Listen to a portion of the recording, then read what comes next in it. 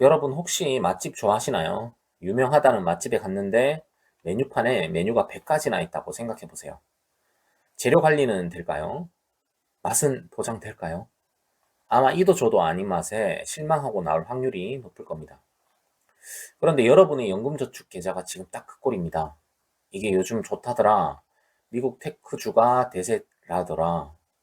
배당 많이 준다더라 하면서 이것저것 담다 보니 계좌에 ETF가 7개, 10개씩 쌓여 있진 않나요? 오늘 아주 뼈아픈 진실 하나 말씀드리겠습니다. 연금저축은 많이 담을수록 수익률은 망가집니다. 투자 공부를 열심히 해서 이것저것 많이 담은 분들이 오히려 아무것도 모르고 S&P 500 하나만 사둔 분들보다 수익률이 처참한 경우가 태반입니다. 왜 그럴까요? 관리가 안 되기 때문입니다. 여러분의 계좌에는 지금 몇 개의 ETF가 들어있나요?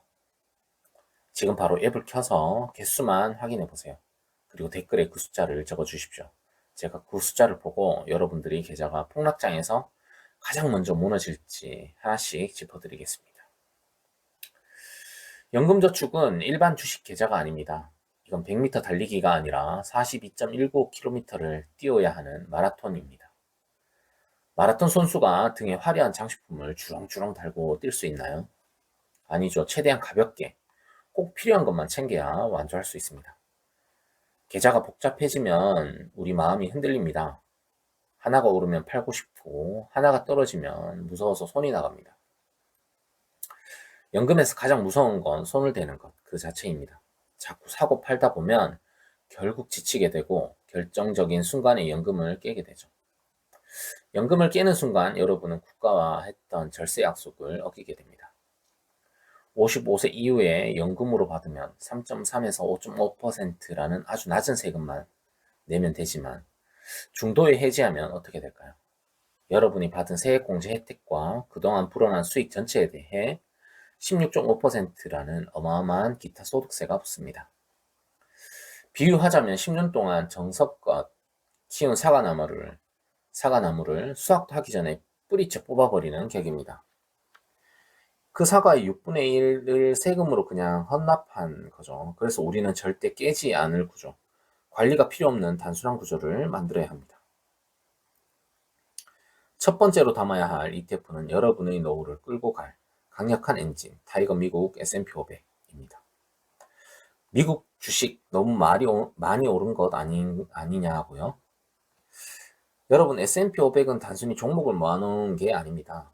미국이라는 거대한 경제 시스템에서 가장 잘 나가는 500등까지 추려낸 자동 선발대입니다. 성적이 떨어지는 기업은 알아서 퇴출당하고 무섭게 치고 올라오는 신성들이 그 자리를 채웁니다. 여러분이 고민할 필요가 전혀 없다는 뜻입니다. 특히 제가 커버드콜 같은 배당형 상품보다 이 지수 추종 ETF를 강조하는 이유가 있습니다. 많은 분이 당장 들어오는 분배금에 현혹되어 커버드콜 ETF를 사시는데 조심하셔야 합니다. 기초자산이 장기적으로 우상향하지 않는 상품은 분배금을 줄 때마다 순자산 가치가 깎여 나갑니다. 결국 내 살 깎아먹기 배당이 될 수 있다는 거죠.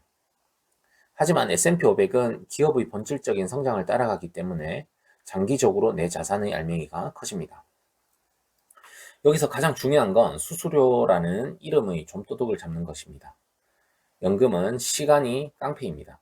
0.1%의 수수료 차이가 30년 뒤에는 여러분의 계좌에서 4,600만 원을 앗아갈 수 있습니다. 4,600만 원이면 노후에 차 한 대를 바꿀 수 있는 큰돈입니다. 지금 소개해드린 상품은 총 보수가 0.0068% 수준입니다. 1억 원을 맡겨도 1년에 6,800원밖에 안 떼어 간다는 거죠. 거의 운용사가 봉사활동을 해주는 수준입니다. 이런 저보수 ETF를 골라야 복리의 마법이 여러분의 편이 됩니다. 하지만 엔진만 있다고 배가 항해할 수 있을까요? 거친 파도가 올 때는 배를 고정할 닻이 필요합니다. 그게 바로 두 번째 ETF, 코덱스 국고채 10년 액티브입니다. 많은 분이 채권은 재미없다, 금리 떨어질 때나 하는 거 아니냐고 하십니다. 하지만 연금에서 채권의 역할은 돈 벌기가 아니라 내 멘탈 지키기입니다. 주식시장은 반드시 폭락합니다. 10년에 한두 번은 반토막이 날 수도 있죠. 그때 S&P 500만 들고 있다면 여러분은 공포를 이기지 못하고 연금을 깨버릴 겁니다. 하지만 대한민국 정부가 보증하는 이 국고채 방패가 있다면 달라집니다. 주식이 떨어질 때 채권은 상대적으로 버텨주거나 오히려 오르기도 합니다. 계좌의 전체 수익률이 마이너스 30%가 될 게 마이너스 10%로 방어된다면 어떨까요? 에이, 이 정도면 버틸만하네 라고 생각하며 마라톤을 계속 할 수 있습니다. 특히 10년물 채권은 단기 채권보다 수익성이 좋으면서도 초장기 채권보다는 덜 흔들리는 중도의 미학을 가진 상품입니다. IRP 계좌를 쓰시는 분들이라면 위험자산 70% 제한 때문에 고민 많으실 텐데 이 국고채 ETF를 섞어주면 계좌 운영이 아주 매끄러워집니다. 자, 이제 레시피를 알려드리겠습니다. 비율은 여러분의 나이와 담력에 따라 조절하세요. 은퇴가 10년 이상 남은 50대 초반이라면 주식을 7, 채권은 3을 추천합니다. 공격적으로 자산을 불릴 시기입니다. 은퇴가 눈앞인 50대 후반이라면 주식 6, 채권 4로 안정감을 높이시고요. 이미 은퇴하신 60대라면 주식 5, 채권 5로 혹은 주식을 4까지 낮추셔도 좋습니다. 이제는 수익보다 잠을 잘 자는 것이 더 중요하기 때문입니다. 그리고 딱 하나만 기억하세요. 1년에 한 번 대청소하기. 1년 뒤에 봤더니 주식이 너무 올라서 6대 4 비율이 7대 3이 되었다면 주식을 조금 팔아서 채권을 사세요. 반대로 주식이 폭락해서 5대 5가 됐다면 채권을 조금 팔아서 싼 가격의 주식을 더 담으세요. 이게 바로 무릎에 사서 어깨에 파는 리밸런싱입니다. 여러분의 감정이 아니라 기계적인 규칙에 노후를 맡기세요. 정리하겠습니다. 연금저축 복잡할 필요 없습니다. 수수료 싼 S&P 500으로 엔진을 다시고요. 다음은 든든한 국고채로 방패를 세우시고요.